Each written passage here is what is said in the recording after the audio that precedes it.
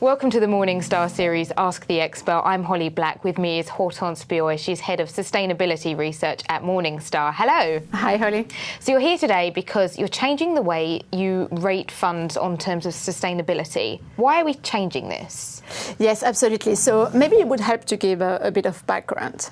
So Morningstar introduced this sustainability rating 3 years ago in 2016, powered by Sustainalytics ratings. So Sustainalytics is our partner, and they provide company-level ESG ratings.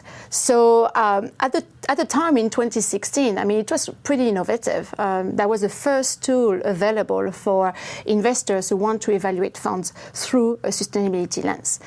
But back then, we knew, that was 3 years ago, we knew that because the sustainability space evolved very quickly, that our methodology was going to evolve as well.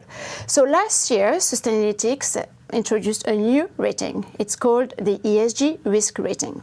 Right, and for us, we think, it really stands as the best thinking in terms of how you should evaluate companies through a sustainability lens. And this year, we decided to adopt that rating. So that's it. That's a why. So what are the key changes that we're going to see? So there are really two main changes. The first one is that the new rating will have an increased focus on material ESG risk.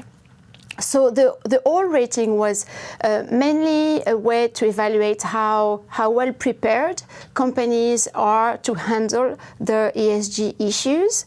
The new rating will really focus on the ESG issues that are material to a company's performance.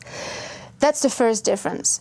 The second difference is that it's going to allow better comparability across sector. So the original rating focused more on within industry differences, whereas this one will consider that, there are sectors that face more ESG risk than others. For example, if you take the oil and gas sector, right? These sectors face more, obviously they're primarily environmental risk, like carbon emissions, but also other risks. But the oil and gas sector face more risk than the software industry sector. So we had to reflect that. So how is that reflected in the ratings? What's an example of how that's actually going to work in practice? So an example would illustrate that very well. So for example, if you take two companies, Shell, Royal Dutch Shell, and Microsoft. Obviously, those two companies are operate in two very different sectors. One is oil and gas, the other one is software, right? Which means that they're exposed to different sets of ESG risks. At the moment, Royal Dutch Shell and Microsoft score exactly the same, right, under our current methodology. So because those two companies are well prepared to face the ESG risk. However, as I just said, the oil and gas sector face more ESG risk. So we had to reflect that, right? So this is what we're going to do. So under the new ESG risk framework, basically Shell will have a higher ESG risk score than Microsoft, which means that in a portfolio, if you hold Shell, then Shell will contribute more to the portfolio's ESG risk than Microsoft. Obviously, it's still better to hold Shell than ExxonMobil, which has an even higher ESG risk score.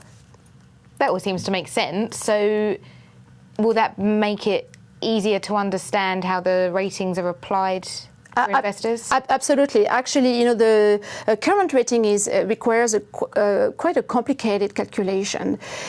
So we had to deduct controversies, we had to normalize scores. Now there's none of this. The portfolio ESG risk score will just be a roll-up of company risk scores on an asset-weighted basis. So it's going to be very simple and transparent and easier to understand for investors. And the actual scale doesn't change. It's still 1 globe to 5 globes. Absolutely. And the rating continues to be peer group relative. Right? So in each Morningstar global category, you'll have a distribution of globes assigned to portfolios based on the portfolio risk score. Well, thank you so much for your time. Thank you, Holly. And thanks for joining us.